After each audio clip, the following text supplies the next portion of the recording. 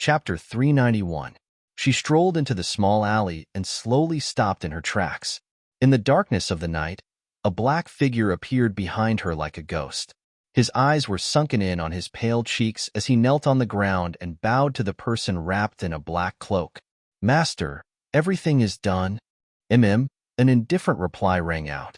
The woman in the darkness curled her lips in a mesmerizing manner. "Xiao Qinggij, we will be able to meet soon." The coquettish words were blown away by the night wind.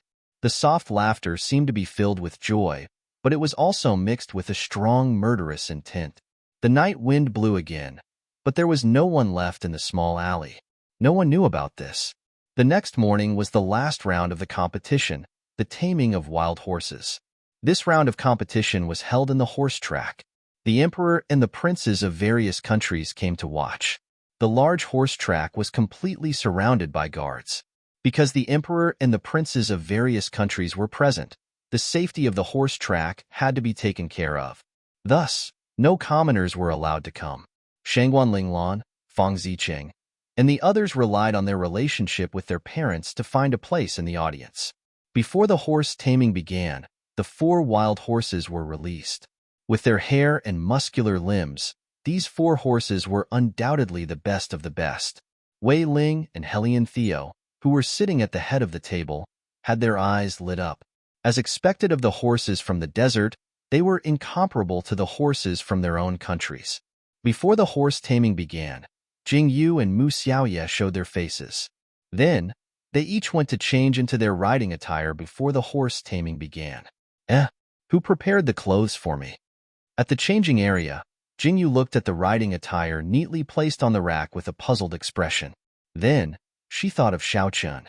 Under these circumstances, there was no one else but Xiao Chun who would prepare clothes for her. Moreover, the color and style of the clothes were exactly what she liked. "Not bad. Xiao Chun knows me best."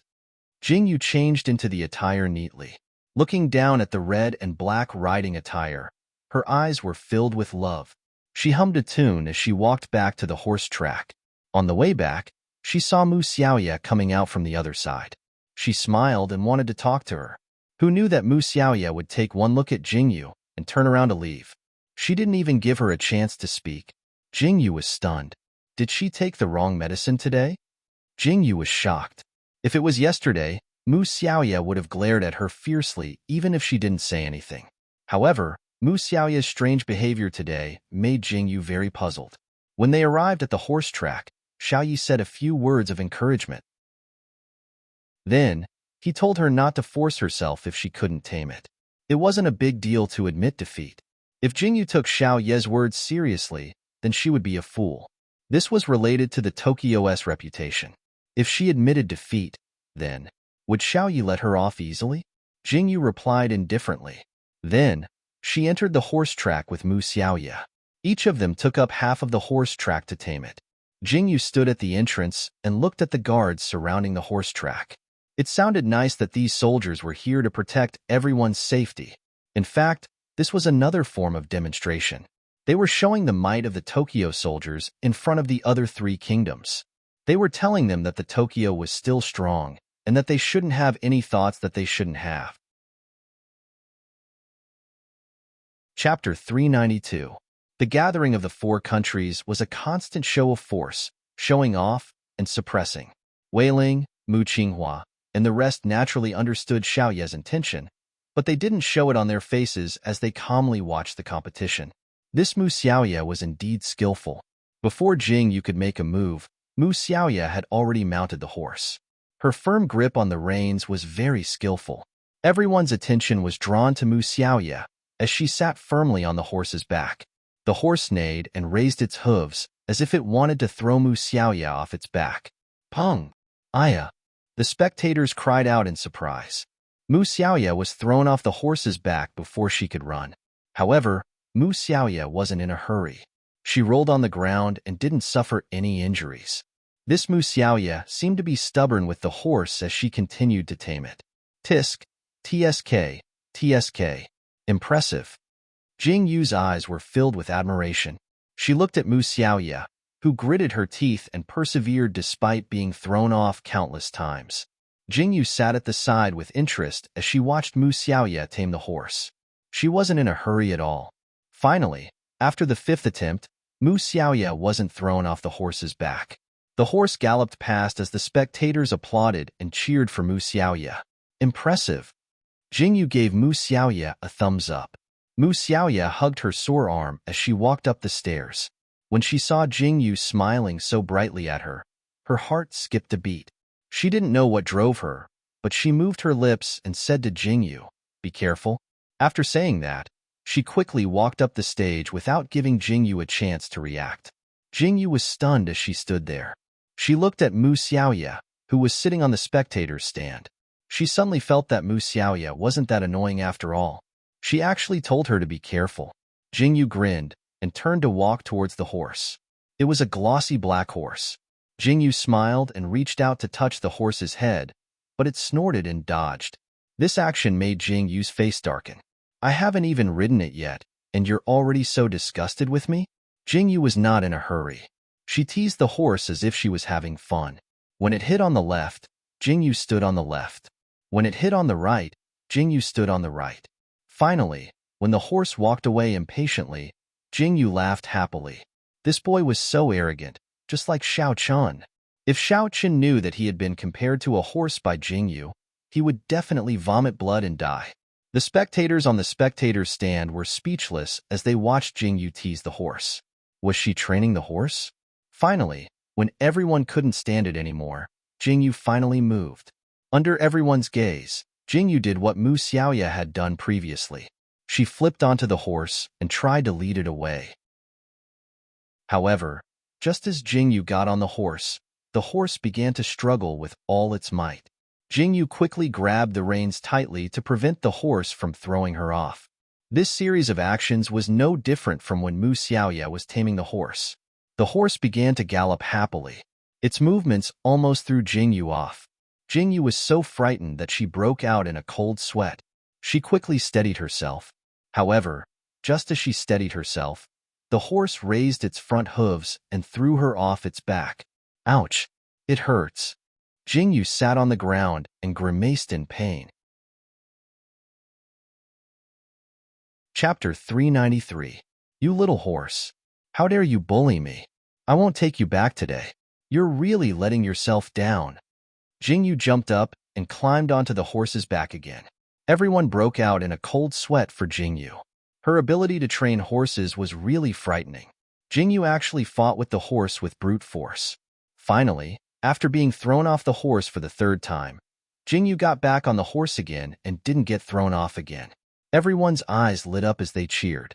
However, just as everyone was cheering, Jingyu suddenly felt the scene in front of her become illusory. Jingyu! Shangguan Linglan stood up in the stands in shock. Jingyu actually fell off the horse's back again and fell to the ground. Everyone stood up one after another. What's going on? Fang Zicheng was also shocked. Looking at the sudden scene, he couldn't recover for a moment. Jingyu was lying on the ground, paralyzed. All of a sudden, intense pain came from her limbs and bones. Jingyu's vision became blurry. Suddenly, she couldn't see anything clearly. The originally quiet horses suddenly neighed. Under everyone's horrified gaze, the horses that were held by the horse trainer broke free from their reins and rushed towards Jingyu. For fierce horses neighed and rushed towards Jingyu. Their speed was as if they wanted to step on Jingyu. Everyone's face turned pale with fright. Behind them, the horse trainer tried to chase after them. However, how could a person outrun a horse?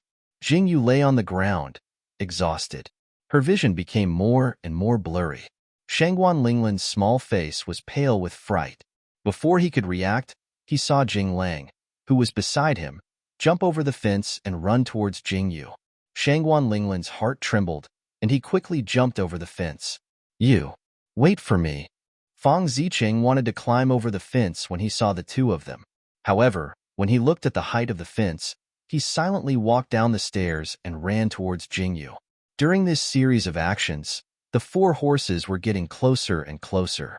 Jingyu tried her best to open her eyes and finally saw the horses that were charging towards her at lightning speed. Her eyes were filled with fear, and she felt a burning sensation in her chest, which made Jingyu sober up a little. Stop! Jingyu repeated the words over and over again in her heart. She stood up with difficulty and looked at the horse that was charging towards her. Her pitch-black eyes were moving. Jingyu, get out of the way. Jingyu could no longer hear the roars of the crowd. She just stood there and looked at the 4 horses that were charging towards her. Everyone stood up and looked at Jingyu. Stop right there. Jingyu, who had been standing there silently, suddenly roared loudly. Her pitch-black eyes instantly turned golden and green. The horses that were about to reach her neighed and suddenly stopped. Under everyone's shocked gazes, they suddenly knelt on the ground. Some of the horses even knelt down due to inertia and ground their front hooves for a while before finally coming to a stop. Everyone's eyes widened as they looked at the horse track that had quieted down in an instant. The 4 horses seemed to have encountered something terrifying and knelt in front of Jingyu. They lowered their heads and didn't even dare to make a sound. Jingyu, along with Shangguan Linglan, looked at Jingyu in fear. The horse trainer who was chasing after them also had a look of fear on his face. Chapter 394. Demon. Demon. After this strange silence, one of the horse trainers looked at Jingyu's silent figure and her strange eyes. Cold sweat dripped from his forehead, and he finally let out a terrified cry, waking everyone up. Damn it! Jinglang's expression suddenly changed. Jingyu's last bit of consciousness dissipated, and her eyes slowly closed, covering her strange eyes. Jinglang quickly walked over and caught the tottering Jingyu, holding her in his arms. What happened just now? Yeah, what's happening? Why did I hear someone call her a demon? The stands were filled with confusion, and chaotic voices sounded. Because Jingyu was present, there weren't many people who could see Jingyu's eyes, and they were also far away. However, the 3 horse trainers, as well as Shangguan Linglan and Fang Zicheng, who ran over, saw everything clearly. She's a demon. One of the horse trainers pointed at Jingyu in horror and said, Nonsense. Jinglang glared at the horse trainer and said, You can't even watch a horse properly. How should you be punished? The horse trainer's expression was slightly strange. He pointed at Jingyu and said, I just saw her eyes. Eyes? Eyes what?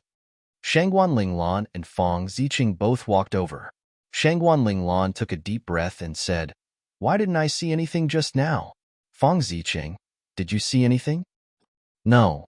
Fang Zicheng shook his head and said, Your horse training skills are not bad.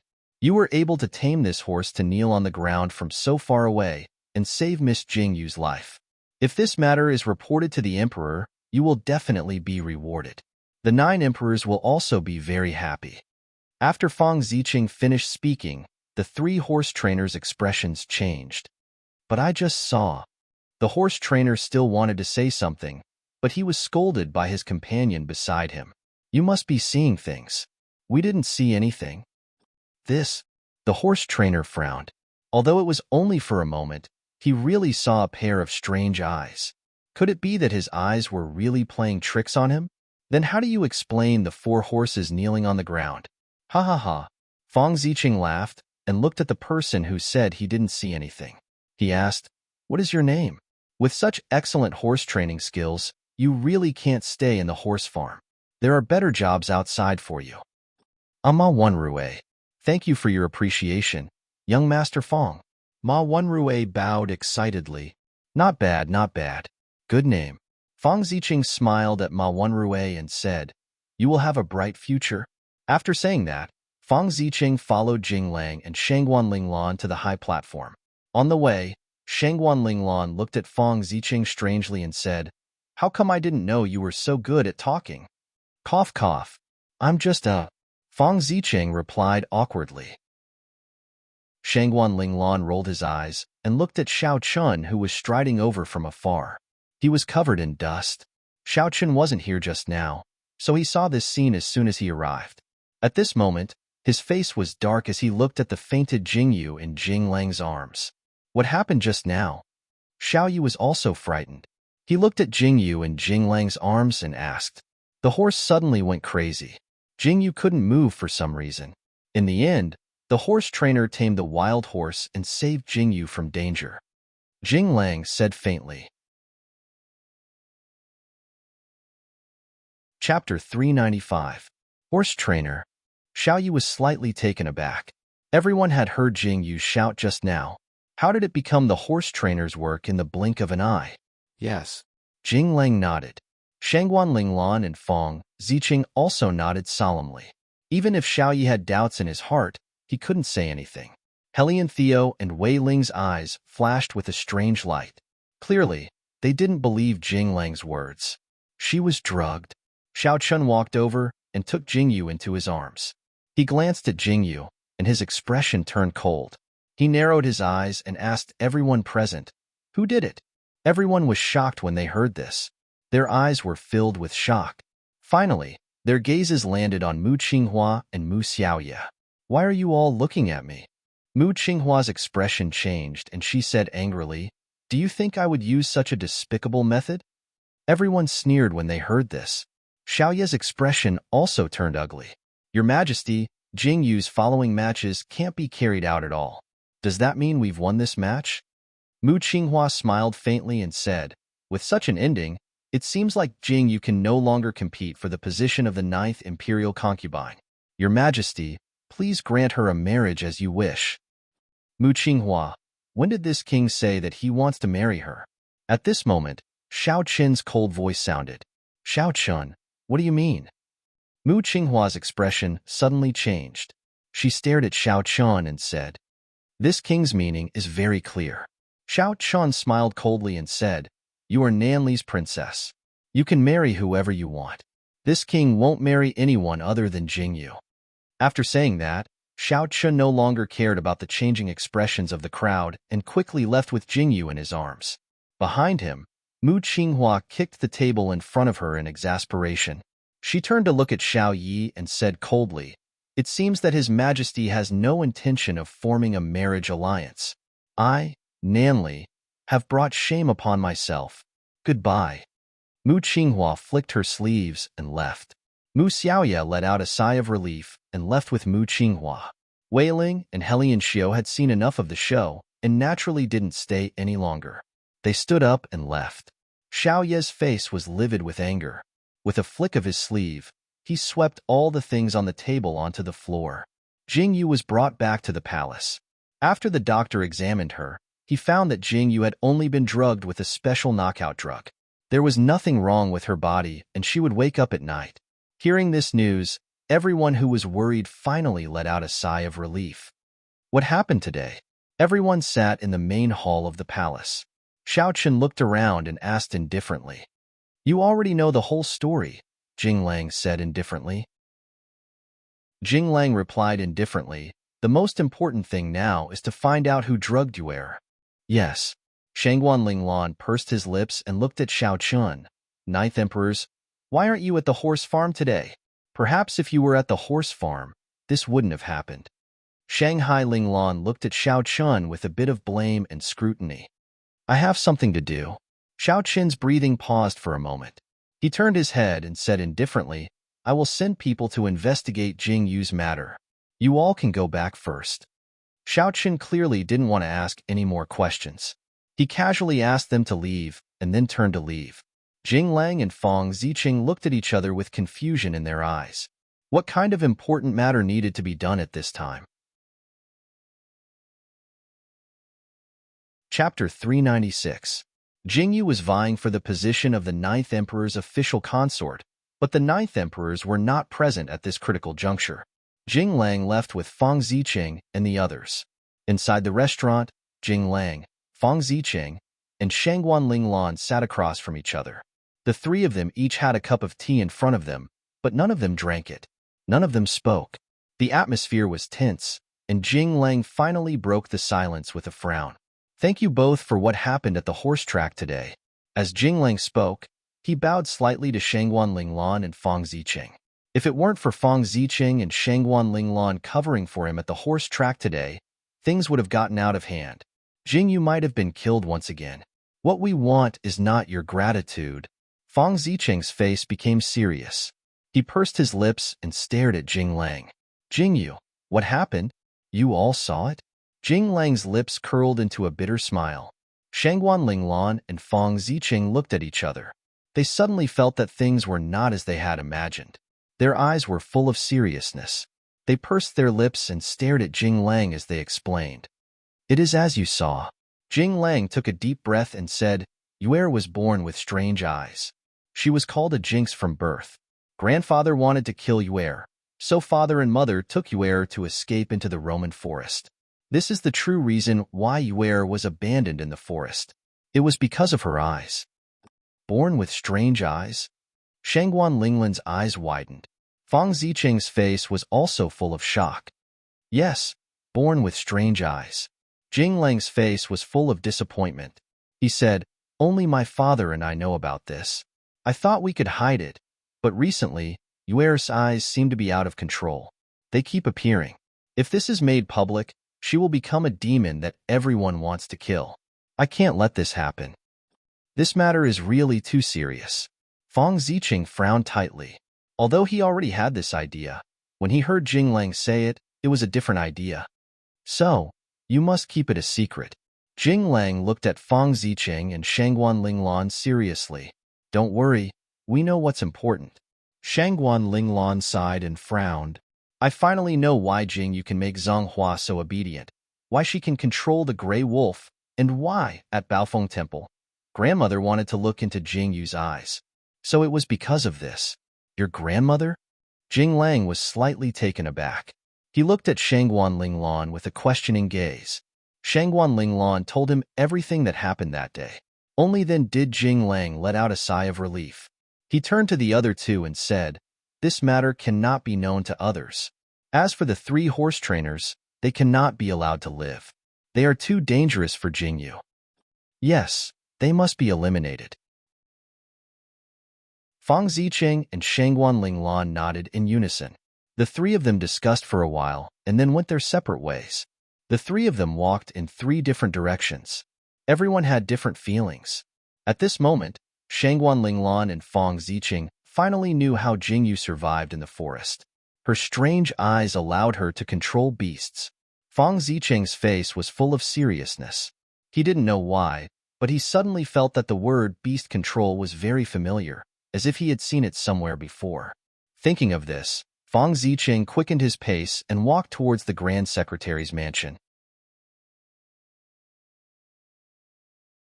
Chapter 397. Night fell. Jing Yu was still unconscious. Xiao Qin carefully tucked Jing Yu in and turned to leave the room. Xing Yi was standing at the door. When he saw Xiao Qin come out, he lowered his head. The 2 of them walked towards the other side of the room. Xiao Qin stood with his hands behind his back and asked calmly, Did you find anything? Yes. Xing Yi nodded in a deep voice. How is it? Xiao Qin asked Xing Yi with narrowed eyes. The imperial concubine's eyes can change into 1 gold and 1 green. Furthermore, she can control horses. Those horses seem to be very afraid of the imperial concubine. Xing Yi pursed his lips and spat out these words. These words made Xing Yi's heart tremble uncontrollably. Strange eyes. Xiao Qin slowly clenched his fists. His dark eyes flashed with excitement, surprise, and a complicated feeling of unwillingness. All kinds of emotions surged through him before he finally calmed down. When he looked up again, there was nothing strange in his eyes. Did you take care of the people? Xiao Qin asked calmly.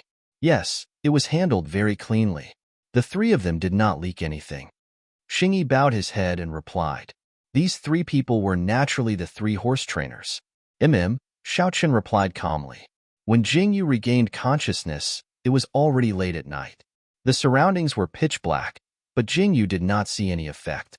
Jing Yu was shocked and slowly sat up. There was not a single candle in the pitch-black room, but Jing Yu could see clearly. Jing Yu stood up and walked in front of the mirror. In the mirror, her eyes, 1 gold and 1 green, were especially eye-catching. Jing Yu narrowed her eyes slightly. The golden-green eyes slowly dissipated and turned black again. Her surroundings sank into darkness, and she was no different from a normal person. Jing Yu blinked her eyes playfully. Her dark eyes turned golden-green again. She could do what she wanted. Jing Yu grinned. I can control it. Jing Yu quickly changed her mind many times before finally revealing a smile. Aya, imperial concubine, why are you standing in front of the mirror? As usual, Yin Xiao wanted to come in to see if Jingyu had woken up. She was holding a lamp. When she saw Jingyu standing in front of the mirror, she was so shocked that she almost knocked the lamp over. Yin Xiao, it's you. Jingyu turned around and said with a smile, I want to see if I'm disfigured. Really? Yin Xiao slowly released a breath. Looking at Jingyu, who had regained consciousness, she said, Imperial concubine, it's good that you're awake. You scared this servant to death. Fortunately, nothing happened. I'm the one who was scared to death, okay? Jingyu rolled her eyes and said, Quickly go prepare something for me to eat. I'm about to starve to death. Yes, this servant will go prepare it now. Yin Xiao responded happily. She lit the candles in the room and then turned to leave. It was clear that Yin Xiao had gone to inform Xiaochen first. Jingyu had just laid down on the bed when Xiaochen came over. Seeing Jingyu leisurely lying on the bed with her legs crossed, he slowly released a breath. Aya, Xiaochen, you're here. Jingyu looked up at the approaching Xiaochen and said, And Xiaochen slowly walked to Jingyu's bedside and sat down. He raised his eyes to look at Jingyu and said, Do you feel uncomfortable anywhere? No, I'm very good. Jingyu blinked and said, Did you find out who drugged me? Jingyu's clean and direct question stunned Xiaochen. He then said faintly, Mu Qinghua did something to your clothes with the intention of making you lose in horse training. But for some reason, it doesn't seem to be just that. Chapter 398. What do you mean? Jingyu already knew that it was Mu Qinghua's doing, but she felt that it wasn't normal. You were drugged with two kinds of drugs. Xiaochen said faintly. One was a knockout drug that made you weak and faint. The other was to take your life. This drug can make the horses go crazy, so the horses attacked you. Mu Qinghua wanted to kill me? Jingyu's eyes widened. She didn't remember offending Mu Qinghua like this. No. Xiaochen shook his head and said, The knockout drug was indeed drugged by Mu Qinghua, but the other drug wasn't.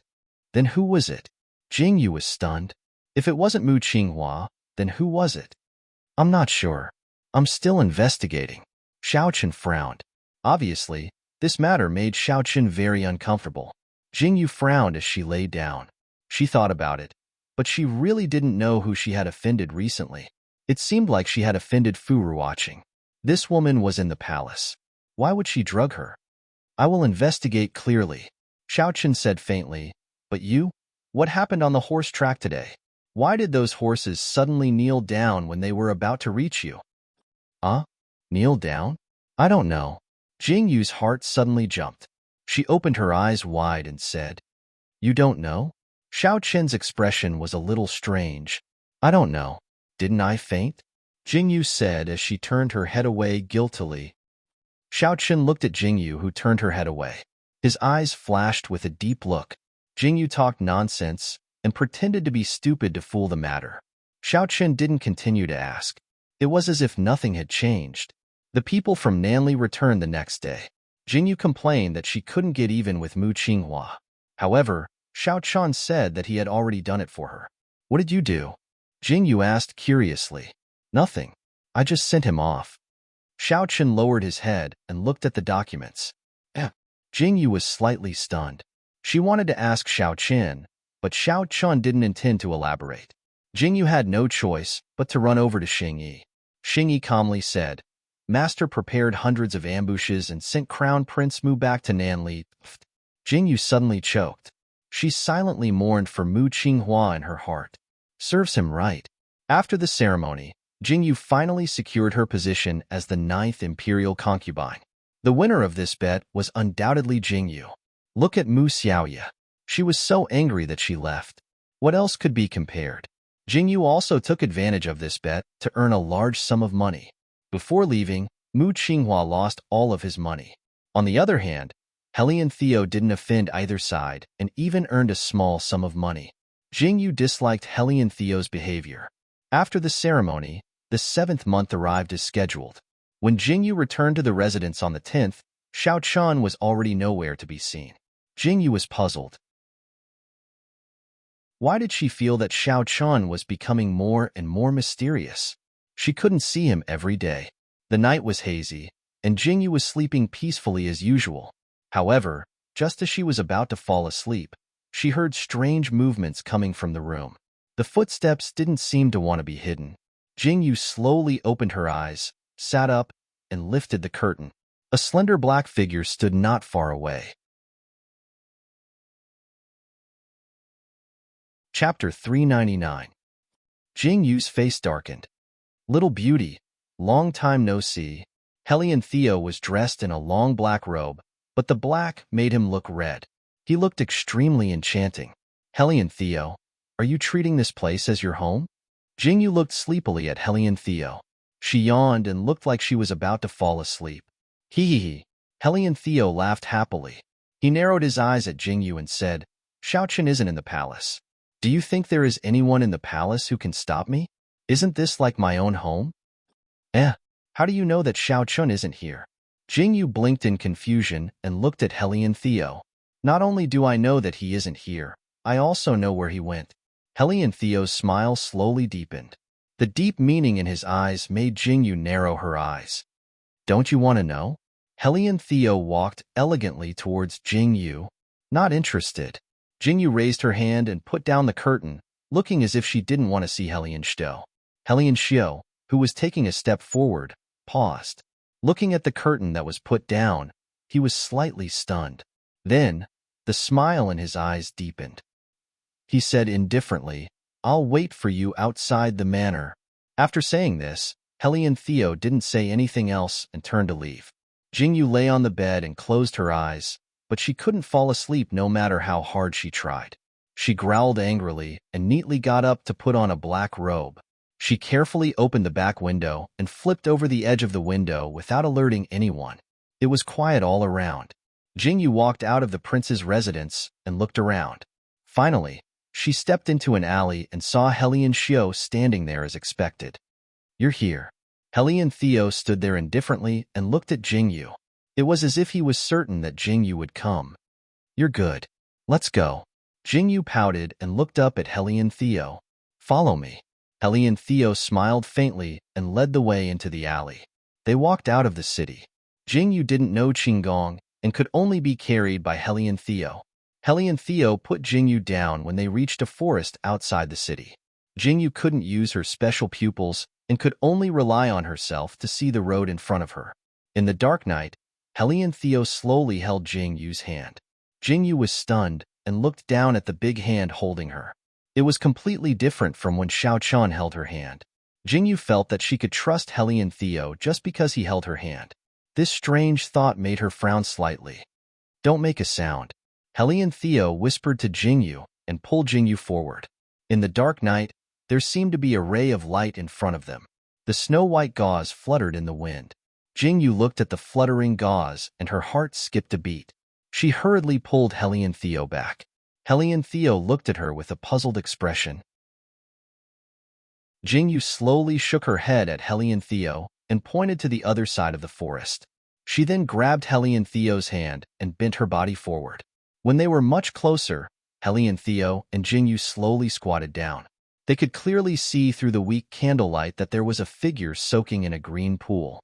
His white hair floated on the green water, and the bulging black veins on his cheeks seemed to be more serious. Jingyu had undoubtedly seen this person before. Chapter 400. It wasn't even her first time seeing him. Jingyu slowly narrowed her eyes and lowered her breathing. Hellion Theo, who was beside her, also had a serious expression on his face. A pitch-black figure, like a ghost, held a bowl of steaming, blood-red liquid in his hand and handed it to the man. The man reached out and took it, then slowly brought it to his mouth and drank it in one gulp. Even though they were so far away, Jingyu could smell the faint scent of blood. It was blood.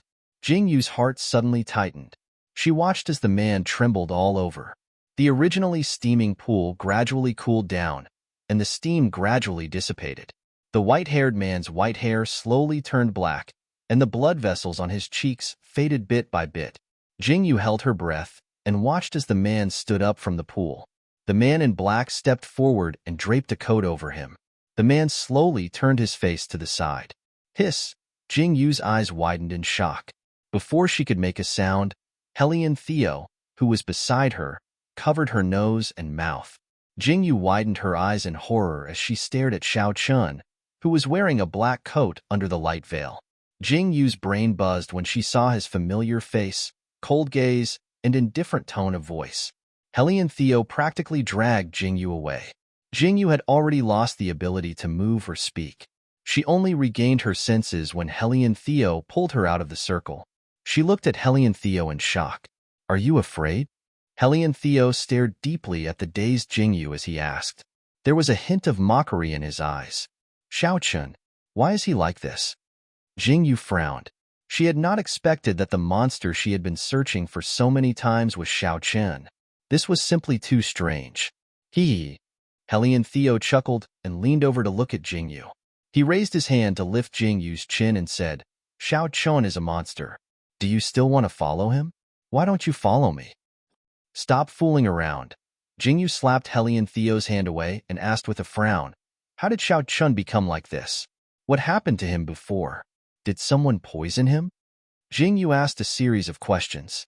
There was only anxiety on her face. She was not afraid at all. Hellion Theo paused and looked at Jingyu with a complicated expression. He pursed his lips and asked, "Aren't you afraid?" "Afraid of what?" Jingyu was slightly stunned and looked at Hellion Theo with a puzzled expression.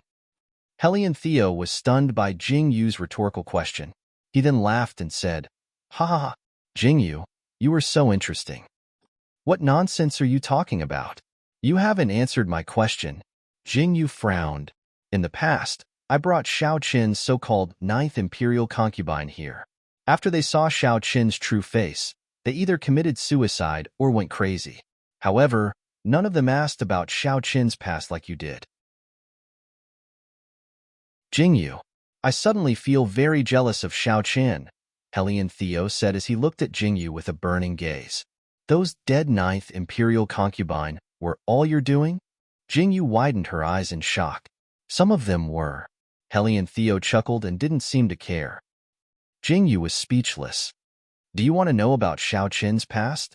Hellion Theo asked with a faint smile as he looked at Jingyu. Jingyu nodded and said, "I want to know how Xiao Chun became like this. What happened to him before?"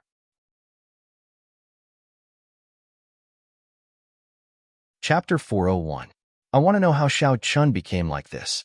What happened before him? If I said that Xiao Chun did it willingly, would you believe me? Hellion Theo raised his eyebrows. What? Willingly? Is there something wrong with Xiao Chun's head? Jingyu widened her eyes in disbelief. Haha, if you want to know, then go ask Xiao Chun yourself. Hellion Theo laughed loudly. His words made Jingyu's face darken. Hellion Theo brought Jingyu back to the palace, but didn't say a word about Xiao Chun. Before leaving, Hellion Theo suddenly turned to Jingyu and said, "If you can come find me." What? Jingyu was stunned. She didn't know what Hellion Theo meant. Hellion Theo glanced at Jingyu indifferently, then turned and left without saying a word. Jingyu's face was full of confusion. If what? Jingyu couldn't sleep that night. Her mind was filled with the image of Xiao Chun last night. 3 days passed, and Xiao Chun, who had disappeared for so long, finally appeared in front of Jingyu.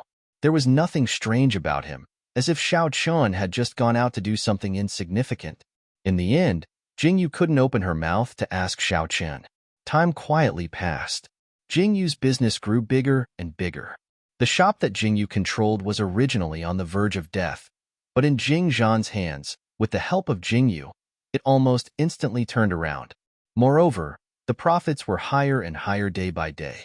When this situation reached Jing Zheng's ears, he was so angry that his face turned ashen. The official affairs finally came to an end. After several investigations, Jing Zheng finally found out that all of this was a trap set up by Jing Zhan and Jingyu. Suddenly, Jing Zheng was so angry that he reported this matter to Jing Tingyi's ears. However, Jing Zheng was one step too slow. Jing Zhan had already reported the loss of the shop to Jing Tingyi. Now that the shop was making extraordinary profits in Jing Zhan's hands, Jing Tingyi considered the family and absolutely couldn't transfer the shop back to Jing Zheng's hands. In this way, Jing Zhan completely confirmed the matter of the shop. First, Madame Mei lost her power in the inner court. Then, Jing Zheng was ostracized in the imperial court. He repeatedly made mistakes and was forcefully demoted. Now, in the struggle for the head of the family, Jing Zheng even lost the shop. Such a defeat made Jing Zheng disheartened. Now, the only thing Jing Zheng hoped for was Jing Yin. If Jing Yin could become the legal wife of the second prince, then he still had room to maneuver. The second prince would definitely help him in the imperial court.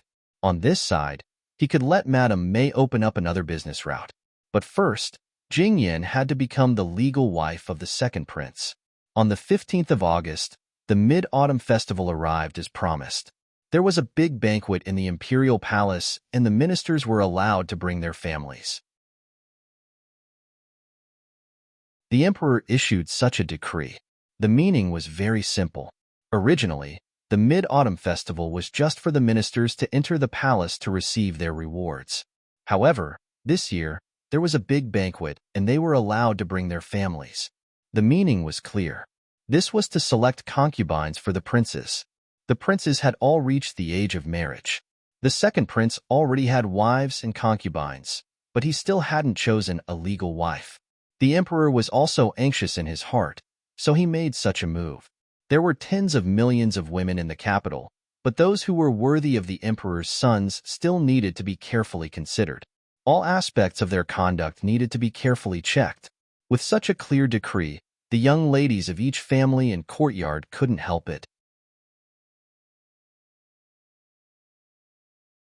Chapter 402. She hoped that she would display her elegance at the banquet and be taken as the official consort. Imperial consort, please wear it.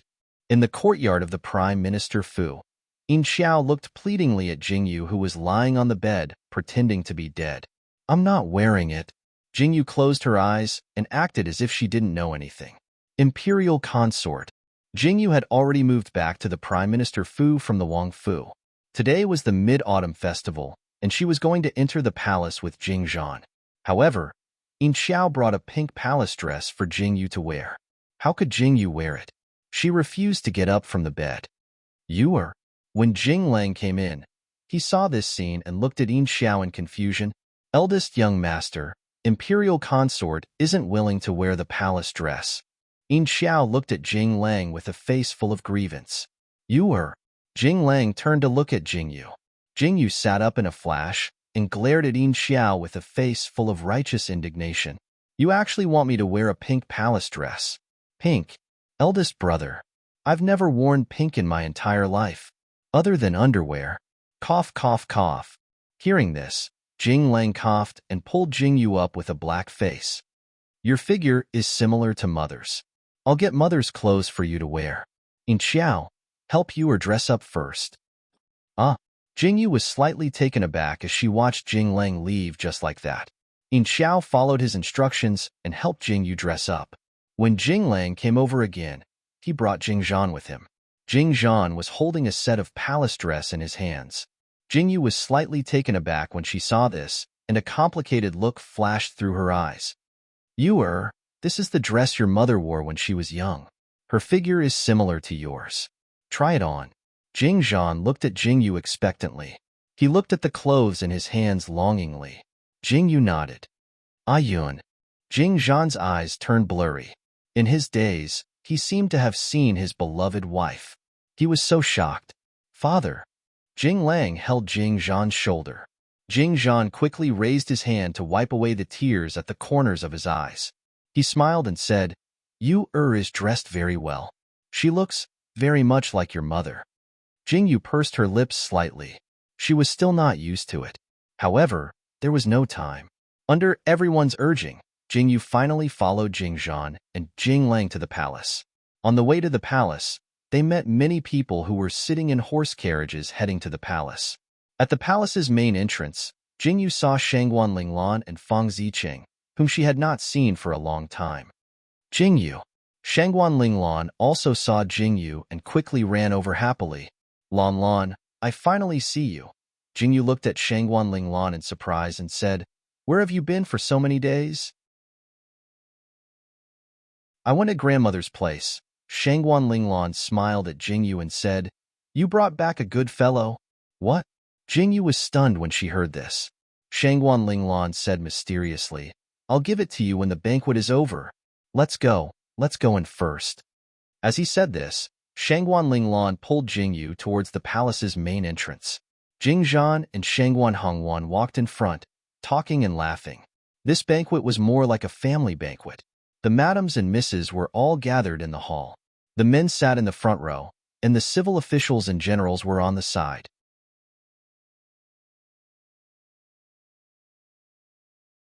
Chapter 403. The men sat in the front row while the civil and military officials sat to the side. Jing Yu and Shangguan Linglan sat across from each other. The two of them looked at each other with smiles in their eyes. Not long after, everyone entered the hall. The 9th emperors and the other princes also arrived. When almost everyone had arrived, the emperor arrived with a group of concubines. Jingyu was already very familiar with the empress and Fu Ruoqing, but when the emperor arrived this time, there was another person standing next to him that made Jingyu's eyes widen in shock. She was dressed like an imperial concubine. She had an exquisite face and a dignified aura. She walked behind Xiaoyi with a faint smile on her face. Her indifferent eyes turned and met Jingyu's gaze. Her pitch-black eyes were calm as she turned back to look at Jingyu. Ning Xiangyuan? Jingyu's eyes were filled with shock. She raised her head and looked at Shangguan Linglan with shock in her eyes. This Ning Xiangyuan had only entered the palace for half a year. She had already been promoted to the position of concubine. Moreover, the emperor actually brought Ning Xiangyuan to such an important family banquet. It was clear that he doted on Ning Xiangyuan. Jingyu's gaze fell on Fu Ruoqing's face. Fu Ruoqing didn't show any dissatisfaction and even seemed very happy. On the other hand, Empress Fei Yaju's expression was a bit ugly. Jingyu's mind turned, and she immediately understood. Ning Xiangyuan must have reached some kind of agreement with Fu Ruoqing for her to be so favored in just half a year. Could it be that Fu Ruoqing didn't plan on fighting herself and let Ning Xiangyuan fight for her? Jingyu tightly knitted her brows. She listened to the emperor say some polite words and then began to eat. All the talented women came forward to perform, singing and dancing to win praise. Jingyu frowned and sat in place. It was clear that she didn't have any intention of moving. Your Majesty, this concubine heard that the Prime Minister's eldest granddaughter is famous for training horses. It is said that she made the fierce horse kneel. I wonder if this is true? The clear and melodious voice was pleasant to the ears, and the tone of the question made it seem as though she really didn't know. Everyone's hands that were holding their wine glasses paused, and they all looked up to see Ning Xiangyuan serving beside Xiaoyi, smiling sweetly as she poured wine for Xiaoyi and asked, "Oh." Xiao Qin clearly enjoyed Ning Xiangyuan's ignorance. He replied faintly, "You weren't there when the horses were being trained that day, so naturally you wouldn't know. However, I saw it with my own eyes. I originally thought that it was Jingyu who could make the horses kneel, but I didn't expect it to be the work of those horse trainers. It's not worth mentioning," Xiaoyi said as he waved his hand. He originally wanted to ask the horse trainers what had happened, but he didn't expect that one of the horse trainers would be kicked to death by a horse in the stable, another would fall into the water and drown, and the last one would blindly call out something about a monster, but a monster would crash his head and die. It was simply inconceivable. Is that so?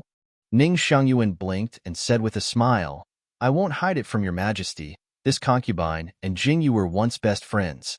Everyone knows that Jingyu can tame fierce wolves. This concubine even saw Jingyu make poisonous snakes listen to her. It was really interesting." "Oh? She can make poisonous snakes listen to her?" Xiao Ye's eyes lit up as expected. When the people below heard this, they began to whisper to each other. In a split second, everyone's gaze gathered on Jingyu. Shangguan Linglan and Fong Zicheng both looked at each other, their eyes filled with anxiety. "Where is Jingyu?" Xiaoyi called out loudly. Jingyu propped herself up and slowly walked to the banquet. She knelt down and shouted, "Long live the Empress!" "Jingyu, I heard that other than being able to tame fierce wolves, you can also make poisonous snakes listen to you?"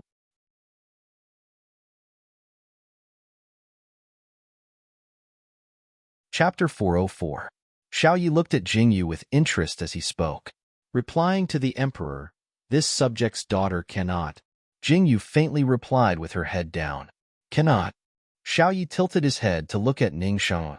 Ning Xiangyuan slowly retracted her hand and sat up straight as she looked at Jingyu and said, Jingyu, you and I once studied etiquette in the academy. That time in the bathroom, if it wasn't for you catching the poisonous snake, I'm afraid I wouldn't be able to sit here peacefully. Thinking about it now, the memory is still fresh in my mind. Concubine Xiang Yang must have misunderstood. This subject's daughter grew up in the mountains and knows how to catch snakes. If the poisonous snake had listened to me, this subject's daughter would have been attacked in the next second. Jingyu faintly replied with her head down. Ha ha ha! Daring to catch snakes at such a young age. Not bad, not bad. Xiaoyi laughed loudly as he nodded and said, The 9th emperors have found a good imperial concubine. Emperor must be joking. Before Jingyu could speak, Xiao Qin faintly nodded in response. He waved his hand at Jingyu, indicating for Jingyu to sit next to him. This action was seen by everyone, and their eyes were filled with envy. On the high seat, Ning Xiangyuan's eyes flashed with a trace of anger, but she hid it very well. Her smiling eyes acted as if nothing had happened. She raised her hand to pour wine for Xiaoyi and said with a teasing tone, This Jingyu is truly amazing. It is said that in the competition with Princess Xiaoya, the painting she drew and the chess game she played were all sought after by the scholars of the imperial city. It is very extraordinary. Jin has heard of this. Xiaoyi nodded with interest and said, Jingyu, did you draw old Sir Su's portrait? Even the current emperor had to call Su He old Sir.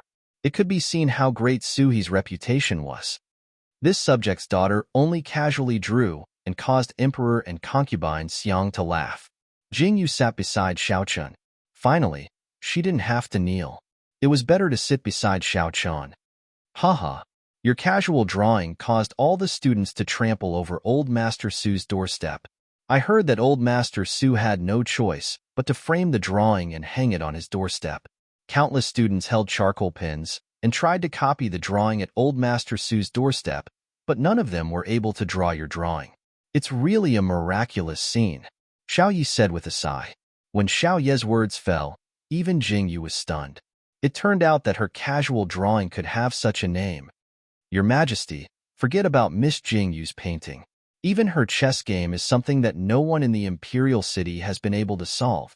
Fang Zicheng's father, Grand Secretary Fang, said bitterly as he cupped his hands toward Xiao Yi. There is such a thing? Xiao Yi raised his eyebrows and said, Even you, the Grand Secretary, cannot break it? Your Majesty, don't make fun of this old subject. Even Old Master Su lost by half a move. How can this old subject break it? When Grand Secretary Fang's words fell, everyone's eyes revealed a strange expression. They looked at Jingyu with eyes full of admiration. You can rival Su He in terms of intelligence, and you can tame a vicious wolf in terms of martial arts. Jingyu, if you were a man, Zhen would definitely bestow upon you an official position. Xiao Yi laughed loudly. These words seemed to be a great favor to Jingyu, but in reality, wasn't it also a warning and relief? Recently, Jingyu's limelight had been too great. If Jingyu was just Jingyu, Xiao Yi wouldn't have the slightest interest in her. However, Jingyu was not just Jingyu. She was the eldest legitimate grandson of the Prime Minister and the fiancé of the 9th emperors.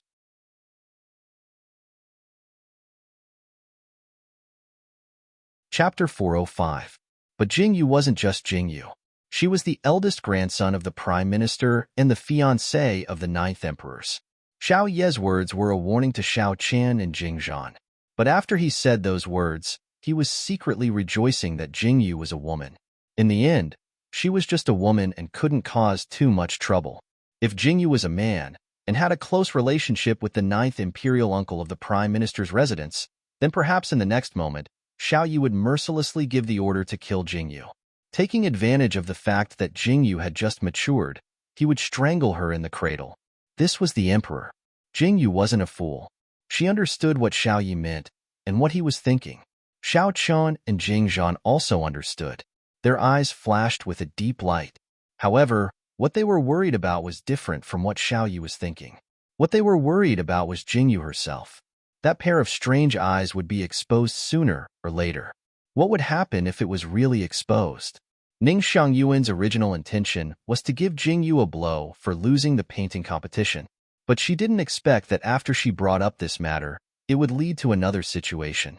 She was in the harem and could only rely on the information she received. Jingyu lost one round and won the other, but she didn't know the details of the competition. Ning Xiangyuan didn't expect that although Jingyu lost in painting, she had won in a disguised way. Ning Xiangyuan almost ground her teeth to pieces when she saw this situation. She thought that she must beat that damned girl when she went back. The news she heard was not comprehensive, causing her to add more popularity to Jingyu. But on the surface of the banquet, Ning Xiangyuan was dignified and served Xiaoyi with all her heart. On the other side, Fei Yaju was like an outsider and not the mistress of the country. Fu Ruoqing calmly sipped the sake in her cup. Seeing Xiao Ye's affection for Ning Xiangyuan, her eyes revealed a smile. She had made the right bet this time. This Ning Xiangyuan had some tricks up her sleeve.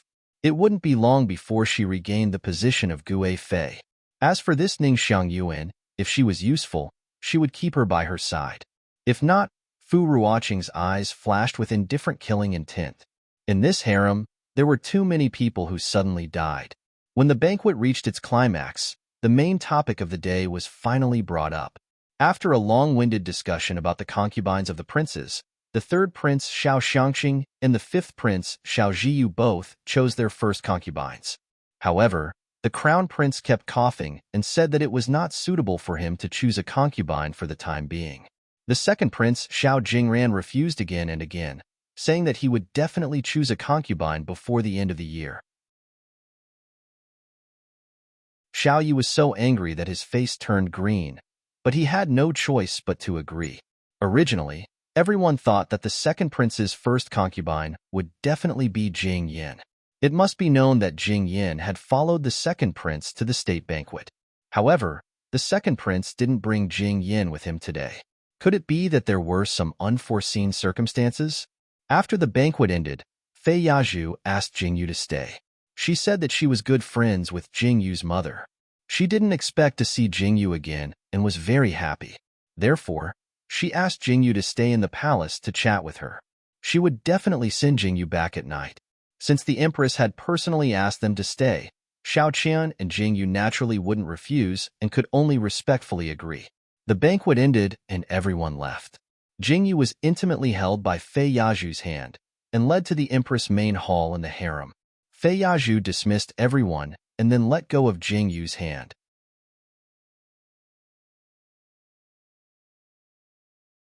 Chapter 406. Jingyu was intimately held by Fei Yaju as they walked into the empress' main hall. Fei Yaju dismissed everyone before letting go of Jingyu's hand. Empress.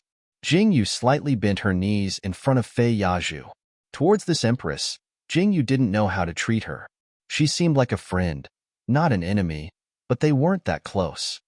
This consort recognizes your clothes. Fei Yaju indifferently looked at Jingyu's clothes with a dazed look in her eyes. She lightly said, "At that time, this consort had just sat on the empress throne and was at the height of my favor. Your mother wore this set of clothes and talked to me." Fei Yaju walked to the head of the table and narrowed her eyes as she looked at Jingyu. "You are not like your mother at all. She is gentle and virtuous. She interacts with others with kindness, but she lacks the aura she should have. You are different. This consort likes you very much. Many thanks for the empress' love." Jingyu lowered her eyes. This was the first time she had heard someone describe her mother. As Fei Yaju spoke, Jingyu seemed to see a gentle and moving woman appear in her mind. She quietly looked at her with a gentle gaze. "Today, this consort asked you to stay because I have something to tell you." Fei Yaju didn't waste words and directly said, "As you can see, it is difficult to tolerate this consort's position in the inner palace. First, Fu Ruoqing was pressuring me. Now, there are new concubines fighting for the position. This consort's position as empress." Fei Yaju slowly stopped and turned to look at Jingyu. "Right now, this consort is isolated and helpless. My only thought is on you. Jingyu, are you willing to help this consort?" Empress must be joking. Firstly, this consort is not in the palace. Secondly, this consort has no status. How can I help Empress? Jingyu lightly said with her head lowered. "You can." Fei Yaju stared at Jingyu and said, "Jingyu, I just said that your mother and I are very close. In fact, we are even closer than you think. Jingyu raised her head and looked at Fei Yaju in confusion. Fei Yaju smiled faintly at Jingyu and said, Jingyu, I know that you are different from ordinary people. You must be aware of this difference. Jingyu was shocked and looked at Fei Yaju with fear. Your mother seemed to have sensed something, so she left something with me. Fei Yaju stood up and walked down the stairs towards the inner hall. She turned slightly to Jingyu and said, Follow me. Jingyu followed Fei Yaju into the inner hall with a stomach full of confusion and shock. She watched as Fei Yaju moved the book away and took out a small box from a hidden compartment. She walked towards Jingyu with the box and said lightly, Qiyun said that if she could see her daughter, she would give this to you. What is inside? Jingyu frowned in confusion. A bead. Fei Yaju said lightly, I don't know what it is either. From what I see, it is just a very ordinary bead. Jingyu opened the box with a heart full of confusion. There was indeed a bead inside. It was a very ordinary white bead. There was nothing special about it. Jingyu raised her hand to take the small bead. Her eyes were full of confusion. She didn't know what was so special about the bead. She raised her head to look at the Empress.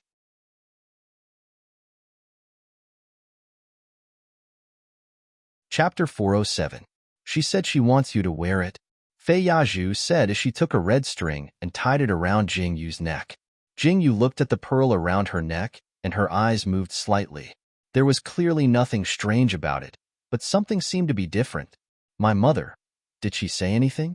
A complicated look flashed through Jingyu's eyes. She raised her hand to touch the smooth pearl and pursed her lips slightly as she asked Fei Yaju. She only told you to wear it and not take it off. Fei Yaju looked at Jingyu and said, When news of Qiyun's death came, I thought you had died as well. But after so many years, there was no news of your death, nor was there any news of your survival. To be honest, I didn't have much hope. But your father is a good father. Thank you. Jingyu took a deep breath and bowed slightly towards Fei Yaju. Jingyu's thanks was very sincere. You don't have to thank me. Fei Yaju smiled faintly and said, I've always found you pleasing to the eye. Otherwise, why do you think I would speak up for you when I first saw you? Tell me, what do you want me to do? At this point, Jingyu did not change the topic. She looked straight at Fei Yaju and said, Help me secure my position as Empress. Fei Yaju's lips curled slightly as she spoke. Jingyu raised her eyes and looked at Fei Yaju. Their gazes met in midair. Finally, Jingyu lowered her eyes and said, I understand. It's good that you understand. Fei Yaju's smile deepened as she looked at Jingyu with sparkling eyes. On the way out of the palace, Jingyu frowned as she sat in the carriage. She thought about the Empress' words and felt that it was inconceivable. Her mother actually knew about her abnormality, and she even left behind this pearl. Jingyu raised her hand to touch the pearl, and her heart was filled with strangeness. When they left the palace, the sky was already dark. Jingyu sighed and changed into the carriage to return to the Prime Minister's residence. But just as Jingyu lifted the curtains with a heart full of suspicion, she suddenly saw a person dressed in black sitting quietly in the carriage. Jingyu didn't even see that person's face before her mouth and nose was covered and dragged into the carriage. Ugh!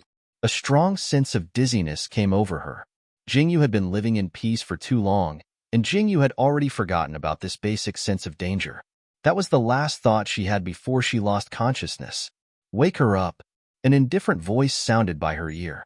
Before Jingyu could react, she felt a basin of ice-cold water splash on her face. Jingyu trembled and opened her eyes. The scene in front of her was reflected in Jingyu's eyes. This was a very shabby room, like a woodshed. Her hands and feet were tied, and she was lying on the ground in a sorry state. Who are you? Jingyu tried to move her body with difficulty, but found that her bones seemed to have turned soft and didn't listen to her commands. Kakik, you're Jingyu? One of them had a petite figure and her face was covered, only revealing a pair of sparkling eyes. She stared at Jingyu and sized her up. She didn't hide her voice when she spoke, so it was obvious that this person was a woman. Behind this woman stood a bodyguard who was almost hidden in the darkness. Even if she couldn't see his eyes, Jingyu could feel the thick aura of death coming from his body. It was the aura of someone who had killed too many people. Even his murderous aura had weakened, leaving only the aura of death.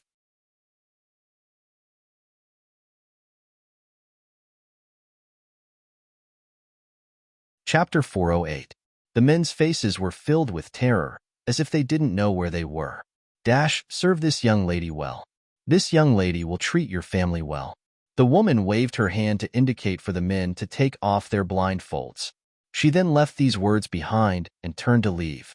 She glanced sideways at Jingyu, who was struggling on the ground, and a faint smile appeared in her eyes. I can't wait for the Ninth Emperors to see this scene. The woman didn't stay any longer and turned to leave. Jingyu stared helplessly as the door closed behind her. Her heart was filled with helplessness. Waves of heat flowed through her body, and Jingyu's vision blurred. Her cheeks flushed red. Jingyu originally thought that the woman had only drugged her, but she didn't expect that just as Jingyu was trying her best to suppress the strange feeling in her body, the three men sitting on the other side also flushed red. Jingyu's heart instantly quivered. She cursed loudly. This damned woman actually drugged the three men as well. Jingyu hadn't returned the entire night. Jinglang thought that Jingyu had gone to the prince's residence. Today, he remembered that his father had something to discuss with Jingyu about the shop, so he came to the prince's residence early in the morning to look for her. However, he didn't expect to be told that Jingyu hadn't returned to the prince's residence. Instantly, Xiao Chun and Jinglang panicked. He hurriedly sent people to the palace to inquire, but the news came that Jingyu had left the palace at night. At this time, Xiao Chun and Jinglang probably knew that something had happened to Jingyu. He immediately sent people to search for her. However, he didn't expect that just as Xiao Qian and Jinglang started to move, an undercurrent would appear in the palace and leak the news of Jingyu's disappearance. The Ninth Emperor's fiancée, Jingyu, hadn't returned the entire night. She hadn't returned the entire night. Once this news came out, there were people who whispered to each other. If she hadn't returned the entire night, then where had she gone? Could she have been kidnapped? She had been kidnapped the entire night. If she had returned, who knew if she would still be a virgin? As soon as such remarks spread, the imperial city was in an uproar. When Xiao Chun heard the news, he was so angry that he slammed the table under his palm and broke it. The coldness and brutality in his eyes almost burst out of his body. Below him, interrogation officers 1 and 2 knelt on the ground, not daring to say a word. Go investigate.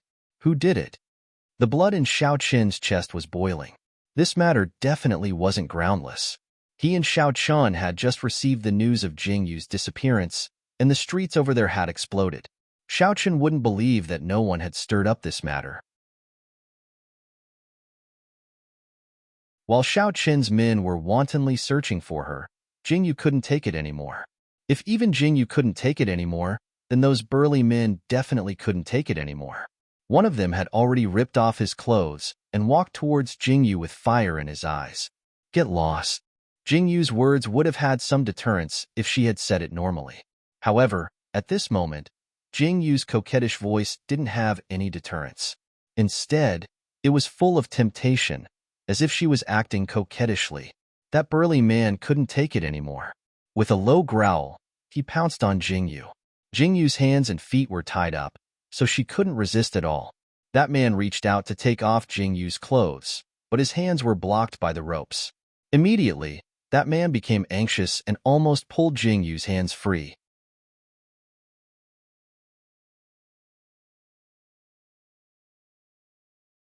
Chapter 409. The moment Jingyu's hand was released, she immediately slashed at the man without hesitation. However, there was no strength in her wrist, so the force she used to slash at him was unable to cause any harm. It only caused him to pause for a moment. Rip!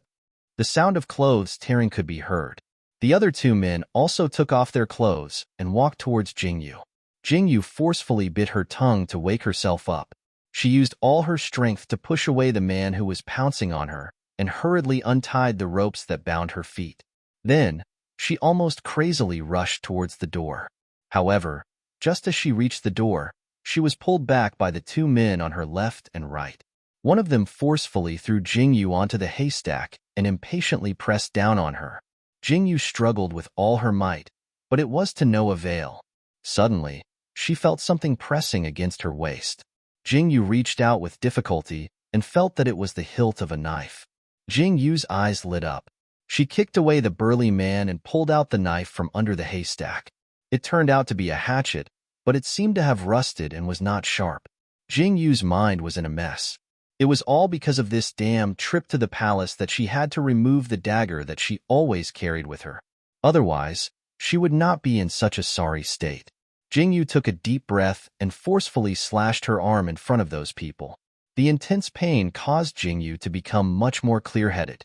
Those men had almost completely lost their minds and were only thinking of pouncing on Jingyu. Now that Jingyu had a weapon in her hand, how could she be lenient? Die. Jingyu looked at the man who was pouncing on her. She waved the hatchet in her hand and viciously slashed at the man. The hatchet was not sharp. It could only draw blood, but it could not kill in one strike. Jingyu's eyes were bloodshot. Heat rose from her chest and body, and her consciousness began to blur again. Jingyu shook her head hard, raised her hand, and made another cut on her arm. Step by step, she walked toward the two frightened men. Xiaochen finally got the news of Jingyu's whereabouts. He almost went crazy as he ran towards the remote brothel. This kind of low-class brothel could only be called a brothel. Xiaochen led a large group of soldiers and horses and rushed in without saying anything. He grabbed the brothel keeper and interrogated her. "Where is he? Where are you?" Xiaochen's eyes were burning with anger as he stared at the old procuress who was wearing revealing clothes and roared, Who are you?" "Sir, we are all girls here. You can choose whichever one you like." The brothel keeper was startled, but her many years of experience made her calm down quickly. She raised her face and said with a smile, "Get lost." Xiaochen kicked the brothel keeper away, his eyes full of disgust. "Master, there's a backyard here." Xingyi's voice came. Xiaochen rushed over as fast as he could. The backyard was barren. Xiaochen and a group of people saw the door of the woodshed. Vaguely, there seemed to be a strange sound coming from the woodshed. Xiaochen's heart suddenly stopped. His eyes burned as he looked at the door of the woodshed. His face became colder and colder. Just as Xiaochen was about to walk over, the door suddenly opened. The dazzling sunlight shone in, and a figure slowly walked out from the door. Her clothes were torn and tattered, and her body was covered in blood. It was unclear whether it was her own or someone else's. Jingyu stood at the door with a murderous look on her face and a hatchet in her hand.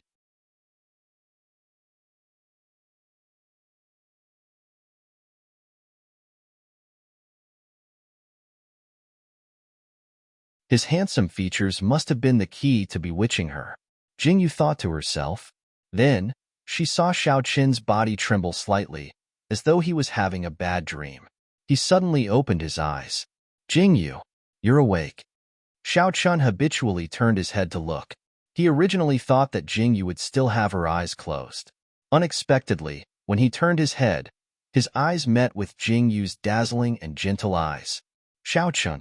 Jingyu looked at Xiaochen's pleasantly surprised expression and revealed a faint smile.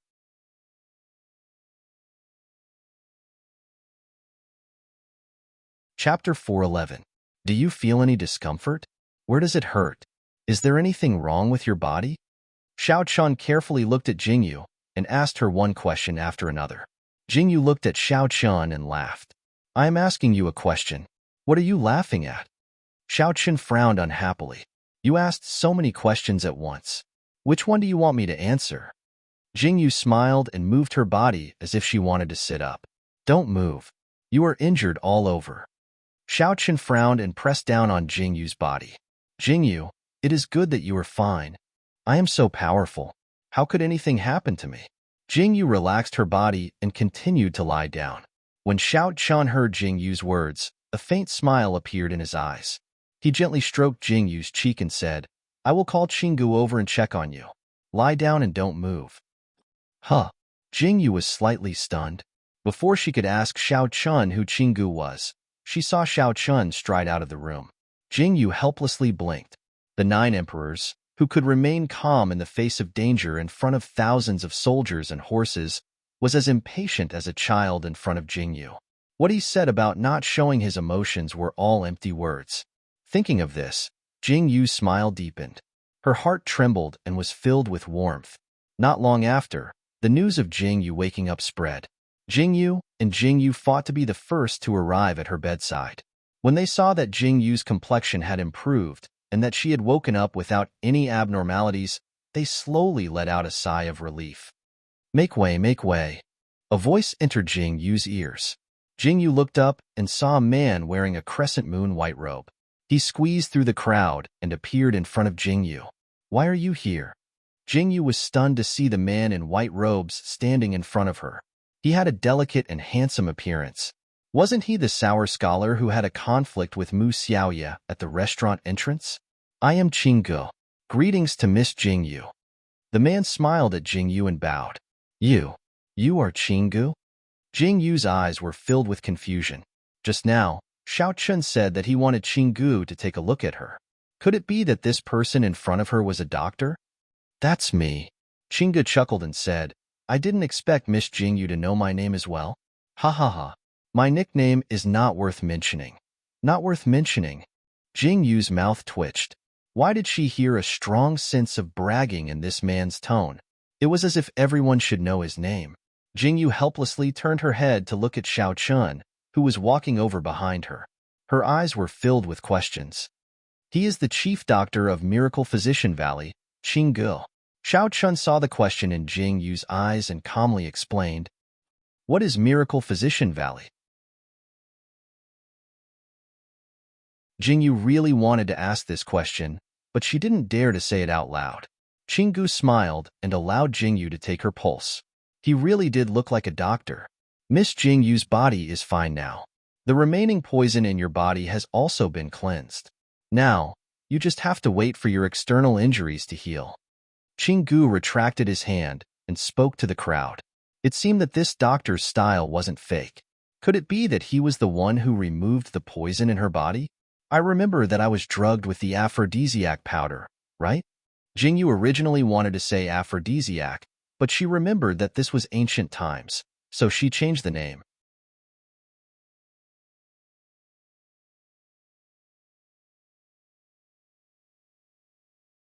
Chapter 412. It's not the Hahuan powder.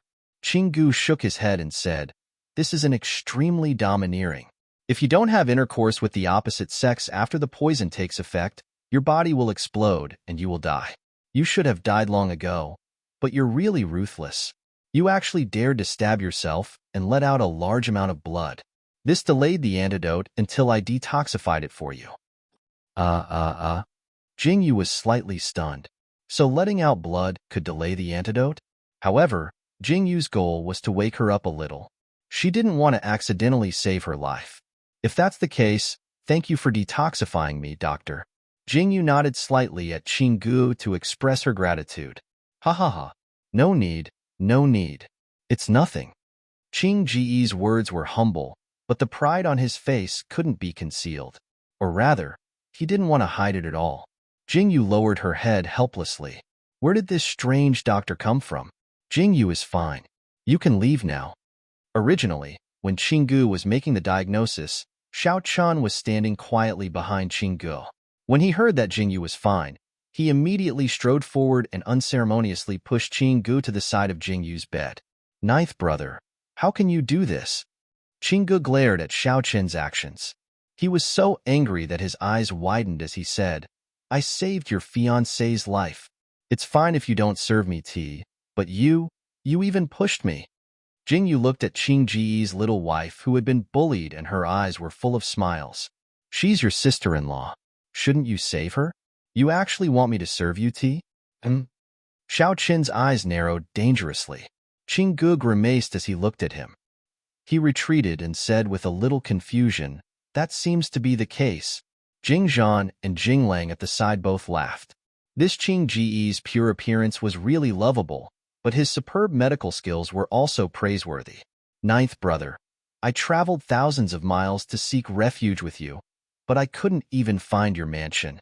This imperial city is really too big. Chingu sat in his seat and poured tea for himself. He said, "Last time, someone wanted to cut off my hand.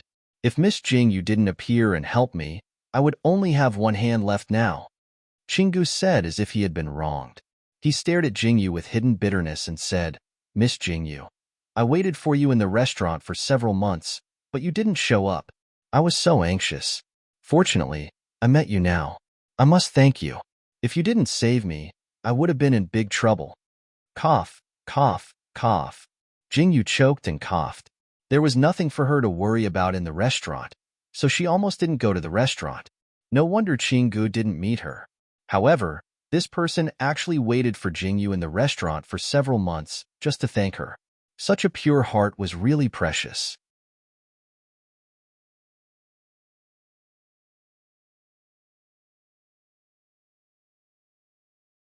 Chapter 413. I only pulled him up when he was about to fall off the cliff. Since then, he has been blamed for it. Xiao Chun said indifferently. Jingyu burst out laughing when she heard this. She thought that Chingu was really capable of doing such a thing.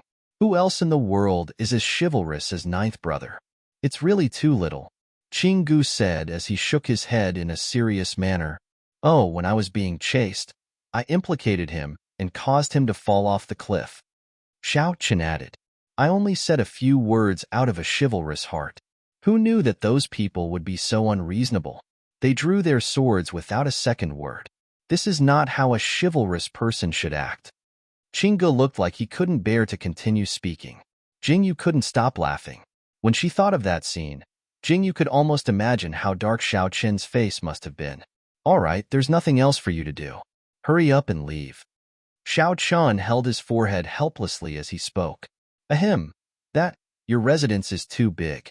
I don't remember which room I slept in last night. Can you find someone to take me there? Chingu said this without blushing or skipping a beat. Jingyu couldn't hold it in any longer and burst out laughing. Chingu was really too adorable. Jingzhan and Jinglang also couldn't help laughing. After watching Chingu leave, they came up to Jingyu and told her to recuperate well. It wouldn't be too late for her to return to the Prime Minister's residence after she recovered. Now that the outside world was in chaos, it wasn't safe for Jingyu to return to the Prime Minister's residence. It was better for her to stay in the prince's residence. Jingyu listened to Jingzhan's words of concern and felt warm in her heart. She obediently agreed. For the first time, she felt the concern and comfort from a family member. That rough hand holding her was so warm. Jingyu watched as Jinglang pushed Jingzhan away. Her gaze landed on Jingzhan's legs. A profound look flashed across her eyes. She had yet to settle this score. Jingyu, Xiao Chun called out. Jingyu looked up and saw Xiao Chen glaring at Jingyu unhappily. He seemed to be blaming Jingyu for not paying attention to him. Xiao Chen, I almost forgot what happened after I fainted. Jingyu pursed her lips and looked at Xiao Chen. I brought you back, and then I treated you. It wasn't a big deal, but you were unconscious for 3 days. Xiao Chen tightened his grip on Jingyu's hand. He looked at Jingyu seriously and asked, Who did this to you? Don't you know? Jingyu looked at Xiao Chen strangely. Her question stunned Xiao Chen. How did he know? It was a woman. Jingyu's face turned sour. She lowered her head and said, She said that I stole her big brother Xiao Chen. So she wanted to ruin my chastity before the wedding. Then you wouldn't marry me. Then she fed me and let in 3 other men who also took.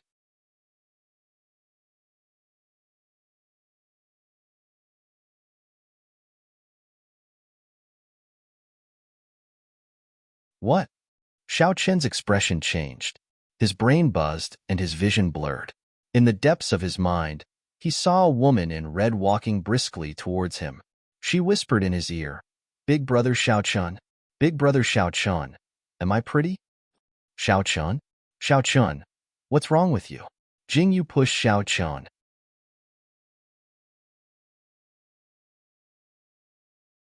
Chapter 414. Xiao Chen's entire body trembled as he came back to his senses. A chill ran down his spine as he suddenly pulled Jingyu into his embrace. His heart was filled with an incomparably intense fear. This fear originated from the figure in the depths of his heart. Jingyu, you must never leave my sight in the future. The strength of his embrace made Jingyu grimace in pain as she sucked in a breath of cold air. Pain, pain, pain. I'm still injured. Jingyu cried out in pain. Xiaoqun hurriedly let go of Jingyu in a fluster. He looked at the wound that he had painstakingly bandaged and saw traces of blood seeping out. His face was instantly filled with annoyance. I'll get someone to bandage it again, Xiaoqun said as he stood up to leave. Jingyu raised her hand to stop Xiaoqun, but she was too slow. She helplessly watched Xiaoqun leave. She had a feeling that Xiaoqun was unwilling to tell her something. What was the relationship between that woman and Xiaoqun? Jingyu's eyes were filled with confusion. She was determined to get to the bottom of this with Xiaoqun. However, Jingyu, who had just woken up, was very sleepy. In a daze, she fell asleep again. When Xiaoqun returned, he saw that Jingyu had already fallen asleep. Looking at Jingyu's peaceful sleeping face, Xiaoqun's eyes were filled with seriousness. He watched as the doctor changed the bandage on Jingyu's hand. Then, he dismissed everyone and sat by Jingyu's bedside. Jingyu. Xiaoqun lovingly looked at Jingyu's cheeks. His heart was beating rapidly for her. Whenever he thought that Jingyu would leave him one day, Xiaoqun immediately felt his heart ache so much that he couldn't breathe. That feeling of sorrow and suffocation made Xiaoqun panic. No, how could she leave him? Absolutely, absolutely not. Xiaoqun clenched his fists tightly. His eyes were filled with struggle as he continued to look at Jingyu. Finally, the struggle in his eyes disappeared. It was as if he had let go of something. He bent down and planted a light kiss on Jingyu's forehead.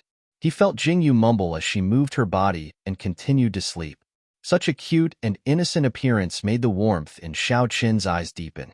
Xiaoqun stood up and walked out of the door. Xing Yi and Xing Er stood at the door. Xiaoqun stood with his hands behind his back.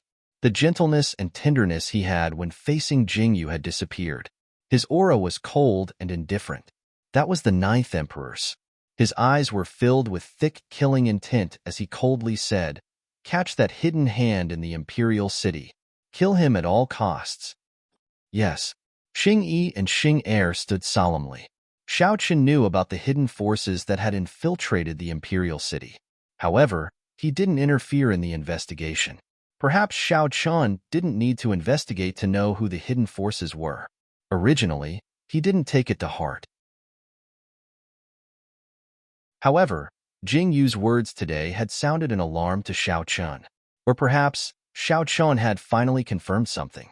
This time, he didn't show any mercy and completely executed the method to eliminate the hidden forces. Jingyu was peacefully recuperating in the prince's residence. She didn't know about anything that was happening in the outside world. The prince's residence was extremely lively. Qing Ji's sarcastic remarks made Jingyu and Yin Xiao extremely amused. On the other hand, both of them were opposing Qing Ge. The two of them, one big and one small, would quarrel from time to time. One second, they were still scolding each other. The next second, they were studying books together. The two of them had such a pure and innocent heart. This made Jingyu sigh. The prince's residence was peaceful. However, it was chaotic outside. Those who said that Jingyu had lost her chastity and wasn't worthy of being the 9th imperial concubine were constantly attacking her.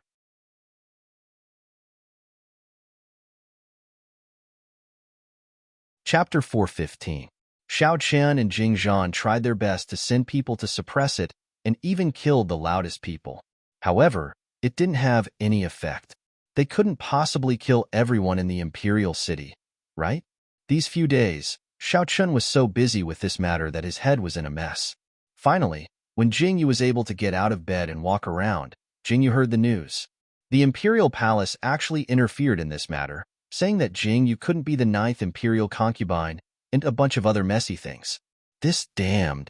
Jingyu was so angry that her face turned green. Hearing Yin Xiao's words, she panted heavily. Imperial concubine, what do we do now? Yin Xiao looked at Jingyu anxiously and said, if this continues, the emperor will definitely issue an edict to not allow you to marry the 9th emperors. What did Xiaoqun say?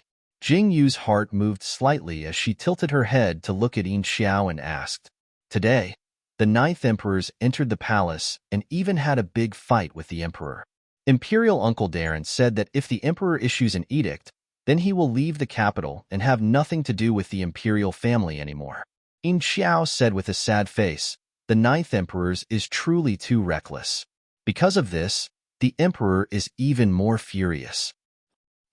Hearing In Xiao's words, Jing Yu's heart actually felt a faint joy. Xiao Chun was willing to believe her. All right, I understand, Jing Yu replied happily. She stood up and walked into the room. In Xiao stood in place and stared. That's it? Shouldn't the imperial concubine be anxious? She actually went back to her room to sleep with a happy face. In Xiao face-bombed and helplessly watched Jing Yu leave. When Xiao Chen returned, it was already dark. Jing Yu woke up from her sleep. Seeing Xiao Chen return with a dark face, she knew that the negotiation with the emperor definitely didn't go well. Jing Yu slightly raised her eyebrows as she looked at Xiao Chen. She casually took off her clothes and hugged Jing Yu to lie down. Aya. Although Jing Yu's injuries were more or less healed, it was still better to be careful. Let me hug you. Xiao Chen hugged Jing Yu and buried his head in her hair. He smelled the familiar scent of Jing Yu's body and a trace of medicine. This made Xiao Chen close his eyes in satisfaction. Only when he hugged Jing Yu did Xiao Chen's body and feel relaxed and not feel very tired. What's wrong? Jing Yu slightly paused. She raised her hand and gently placed it on Xiao Chen's back. This was the first time she took the initiative to hug Xiao Chen. Jing Yu's action was undoubtedly noticed by Xiao Chen. He moved his body slightly and looked up at Jing Yu. Why are you looking at me? Say something. Jing Yu blinked and looked at Xiao Chen. I want to marry you. Xiao Chen stared at Jing Yu for a while before speaking. I know. I didn't say that I won't marry you. Jing Yu smiled and nodded. What did you say to me on New Year's Day? Xiao Chen tightened his arms around Jing Yu and looked at Jing Yu with a burning gaze. Jing Yu was slightly stunned when she heard this. Panic flashed through her heart, but she immediately calmed down. Looking at Xiao Chen's serious expression, the smile on her face grew bigger and bigger. You actually still remember. Jing Yu laughed and buried her head in Xiao Chen's chest. Jing Yu. Xiao Chen raised his hand and held Jing Yu's head. He stared into Jing Yu's eyes and said, Hurry up and tell me. No. Jing Yu pursed her lips and shook her head. Her eyes were full of smiles and her cheeks were slightly red. She faintly said with a hint of shyness, You already know, but you still want me to say it.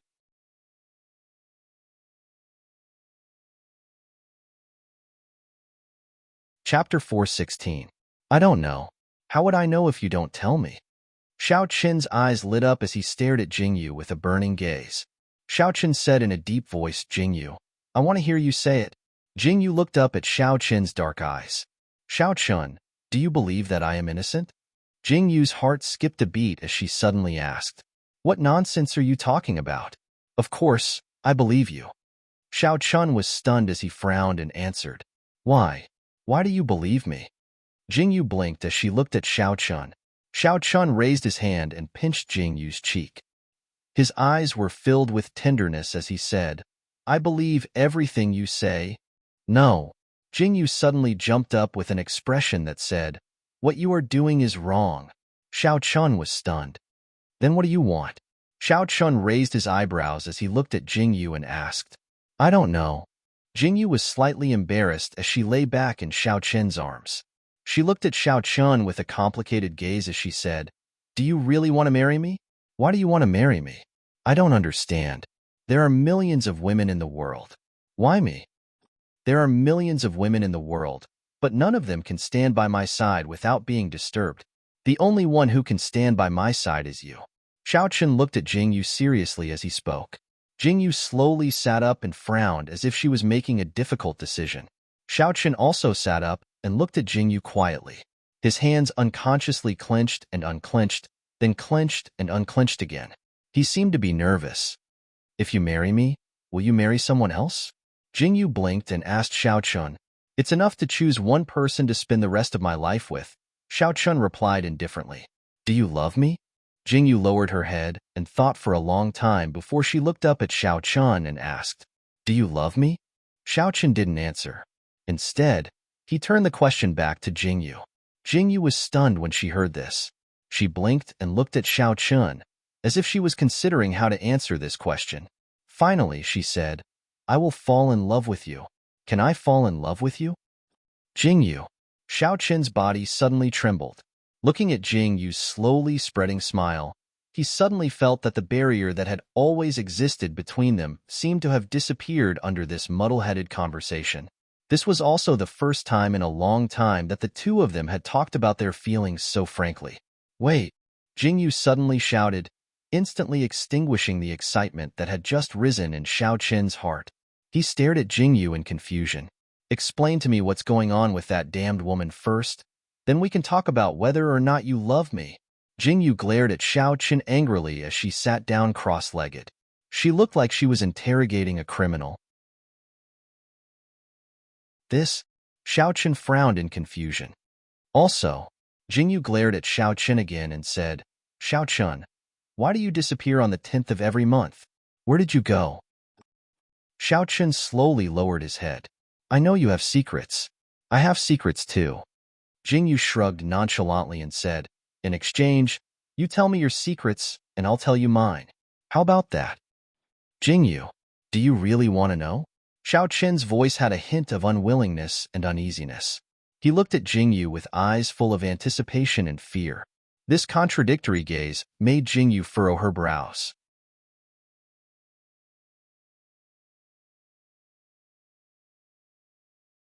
Chapter 417. I'll tell you on the 10th of next month, Xiao Qin said faintly. I'll tell you whatever you want to know. Jingyu looked up at Xiao Qin's darkening face. His dark eyes seemed to be filled with a different emotion. Jingyu was stunned. Her heart also started to beat faster. Could it be that Xiao Qin was going to tell her something very serious? Jingyu pursed her lips tightly. She thought of the worst-case scenario and prepared herself.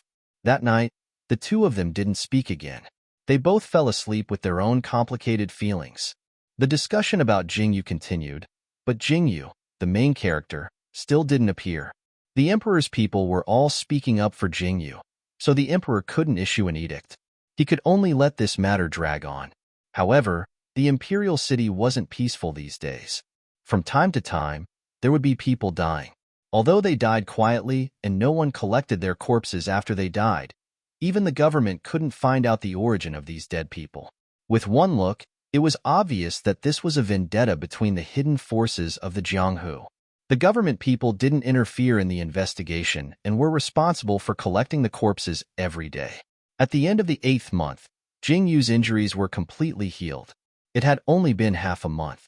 She had to admit that Qinggu really lived up to his reputation as a divine doctor. Jingyu couldn't sit still after her injuries were healed. She went to check the shops and restaurants one by one. Nothing bad happened. Everything was going well. Jingyu even had the idea of opening another shop, such as a pawn shop or a bank. It would be easier to manage money with a bank. Right now, Jingyu's net worth was skyrocketing. Jingyu wanted to do it. She thought about telling Xiao Qin about it when she got back. When she returned to the prince's residence, it was just after lunch. Jingyu found an unfamiliar carriage parked at the entrance of the prince's residence. Her heart was filled with curiosity. Xiao Qin actually wanted to meet someone? What kind of person could Xiao Qin meet? Looking at the plain appearance of this carriage, it was definitely not someone from the imperial family. Then who could it be? Jingyu asked the guards at the door and found out that the person who came to the prince's mansion was Old Master Su. Su He. Why is Old Master Su here? Jingyu looked at the horse carriage in confusion and turned to ask the guard. He brought a child to seek medical treatment. I'm not sure. The guard answered Jingyu. He didn't know the details, but Jingyu understood. It turned out that Su He knew that the chief physician of Miracle Medical Valley, Qinggu, was here, so he brought his granddaughter to ask for help. Hearing this, Jingyu didn't stay any longer. She brought Xing Er and Yin Xiao into the Wang Fu and asked about Su He's whereabouts before walking over herself. Old Master, I'm really sorry. I can't do anything about your granddaughter's illness. Jingyu heard this sentence the moment she stepped into the room. Sigh, is there really no hope? Su He's face was ashen. Even the people from Miracle Medical Valley said that there was no cure. It seemed that there really was no hope. Su He came with a heart full of hope, but received such an outcome. He was instantly filled with grief and indignation. Why is there no hope? Jingyu suddenly asked.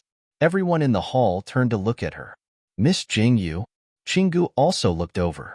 He was clearly very puzzled by Jingyu's sudden question.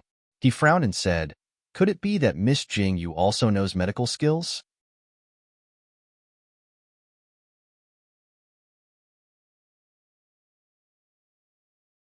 Chapter 418. Could it be that Miss Jingyu knows medicine as well? I don't. Jingyu shrugged and lowered her head to look at the little girl standing beside Su-hee. Compared to last year, this girl had clearly lost a lot of weight, but she had also grown taller. Clearly, she recognized Jingyu, and her eyes lit up. Arwan, do you still remember me? Jingyu smiled at Arwan. I remember. Your sister Yu. Where's Sister Lan? Arwan blinked her bright eyes and looked at Jingyu. Sister Lan isn't here. I'll bring you to find Sister Lan in the future.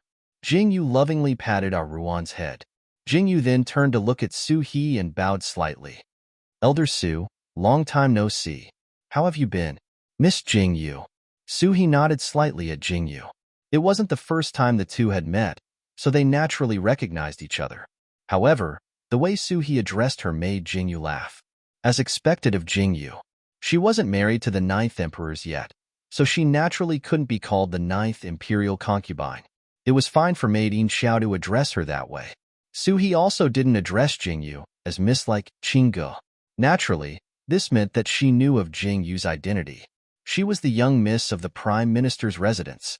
From this, it could be seen that Su-hee was not only polite, but also very serious. As expected of a teacher, such a short sentence could make one think so much. Elder Su, when we were sheltering from the snow in the ruined temple, I already said that Aruan's illness could be cured. Jingyu lifted her eyes and looked at Su-hee calmly. This? A look of disbelief rose on Su-hee's face. Chingu also looked at Jingyu in shock. He had clearly investigated and found that this girl's illness couldn't be cured. Chingu, come with me. Jingyu didn't say much and called Chingu to another room. In the hall, Xiao Chun and Su-hee looked at each other. They didn't know what Jingyu wanted to do. Xiao Chun was curious. Since when did Jingyu know how to cure illnesses? Jingyu and Chingu sat in the private room.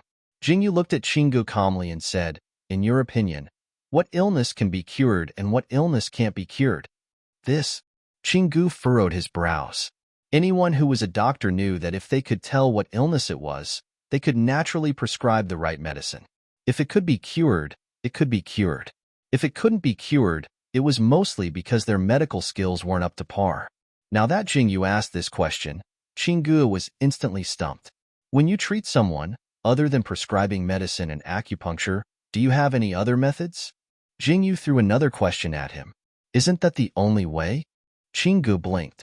If I told you that I can disembowel someone and that person won't die, would you believe me? Jingyu raised her eyebrows slightly and said calmly, "What?"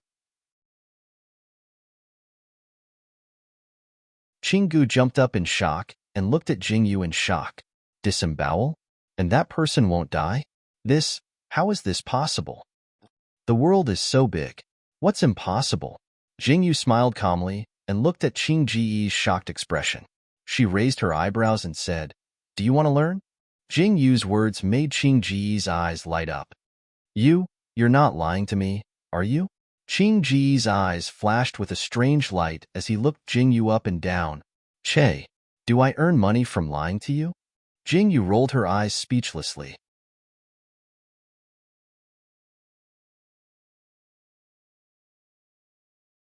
Chapter 419. I don't think so. Chingu lowered his head awkwardly. Jingyu was willing to teach him, but he thought that Jingyu was lying to him. He shouldn't have. Go and tell Elder Su to come and find you in 5 days.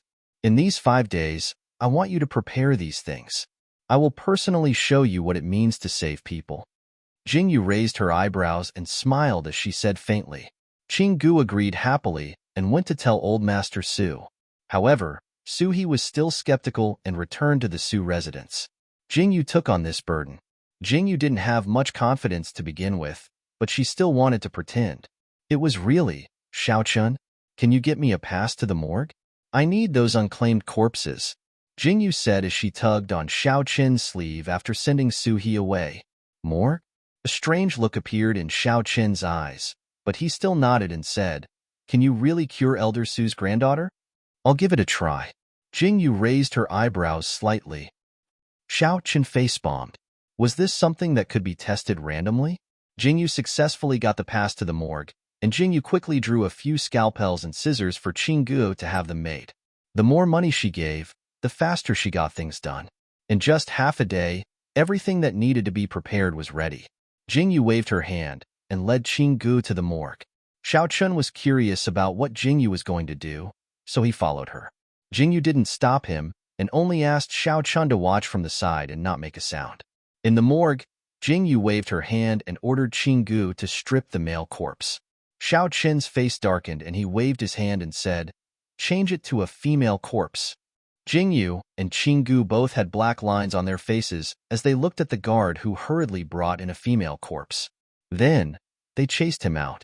Before taking off his clothes, Qinggu kept on muttering, See no evil. See no evil.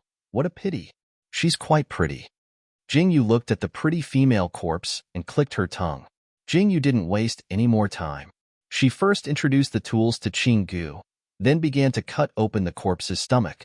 She explained as she cut open the corpse. Qinggu and Xiao Chun, who were watching from the side, felt their scalps go numb. They couldn't believe what Jingyu said. In the afternoon, Qinggu vomited 4 to 5 times. Xiao Chun watched for a while and then stopped.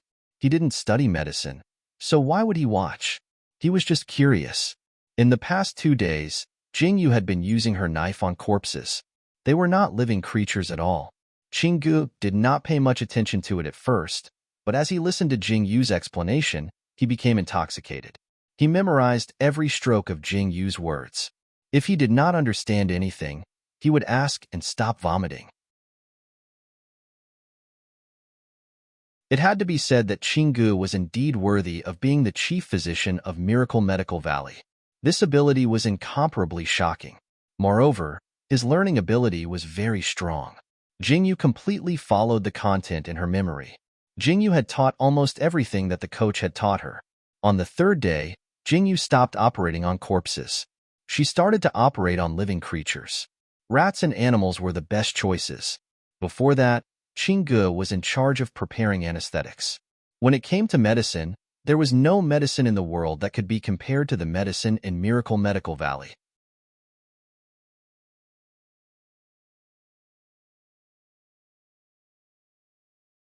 Chapter 420. There was no other medicine in this world that could be compared to the medicine in Miracle Physician Valley. When Jingyu personally cut open the stomach of a small mouse, and after 2 hours, the mouse actually didn't die, Qinggu was so surprised that he couldn't contain himself. In the next few days, other than teaching Qinggu, Jingyu familiarized herself with the surgery. To be honest, Jingyu didn't have much confidence in actual combat. After all, Jingyu learned how to kill people, not save people. She could only try her best. 5 days passed in the blink of an eye. Suhi brought Arwan over as promised. Jingyu had also made all the necessary preparations. Surgeries had risks, and Jingyu couldn't guarantee anything. Arwan was pushed into the room. Jingyu specially asked Xiao Chun to get a few large luminous pearls to hang. The brightness was definitely appropriate. Qinggu was Jingyu's assistant, and Jingyu was the main surgeon. After seeing that Arwan had fallen asleep after taking the anesthetic, Jingyu began the operation. Time passed by slowly. Xiao Chun and Suhi, who were sitting outside, could still sit quietly and talk at first. However, as time went by, there was no movement from inside. This made the two of them very anxious. Why isn't he out yet? Suhi didn't know how many times she had asked this. Xiao Qin's fingers subconsciously tapped on the table, his brows deeply furrowed. Creak! The tightly shut door slowly opened, and Jingyu and Qinggu walked out one after another. They lifted their hands to remove the white cloth covering their faces, arched their brows, and said to Suhi, "Fortunately, the surgery was successful." Successful? Arwan is cured. Suhi excitedly grabbed Jingyu's hand and asked, "I can't say for the time being because I need to pay attention to all aspects of recuperation after the surgery," Jingyu said faintly. But I believe that with Chingu here, there won't be any problems. So old Master Su, you don't have to worry. In the next 2 weeks, Ruan can't speak. He also has to pay attention to what he eats and drink more water. I'll leave everything else to Chingu. Yes, I will definitely take good care of the patient. Qing Ji's eyes were almost glued to Jingyu's body. His tone was full of respect. With such superb medical skills, it was impossible for him not to admire him. Jingyu said casually. She couldn't hold it in any longer. She went back to her room and fell asleep. It was too tiring to concentrate at such a high intensity. Jingyu was no exception. She performed the surgery under such great pressure. If she showed the results of the surgery to her former coach in modern times, he would definitely be moved to tears. Among all the Secret Service students, Jingyu's medical skills were the worst, but she was top-notch in all other aspects. Jingyu had never been interested in medical skills. She had only learned some superficial knowledge in case of emergencies. She did not expect that she would not be able to use it in the modern world. Now that she had transmigrated to ancient times, it was interesting. Jingyu slept until the middle of the night and only woke up when she was hungry. After a few days of observation, Jingyu was completely relieved.